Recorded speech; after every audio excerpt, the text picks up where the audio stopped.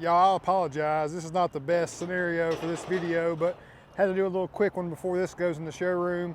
So here we have a 4 Performance Blue, kind of how our version started out. I'm gonna do some comparisons here. So no level kit, still the fenders, front bumpers, and rear cladding is still the gray color, as well as the grille.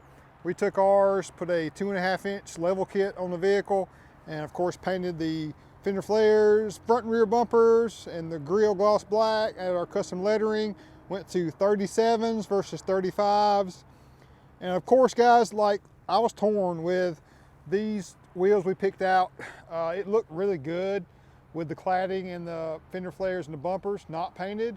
So we were kind of torn, but got this one, customer interested in this one, so we decided to go ahead and paint it because he wanted to see it done too, and I really do like it. Now it looked great both ways, but I'm very, very impressed with how this build turned out.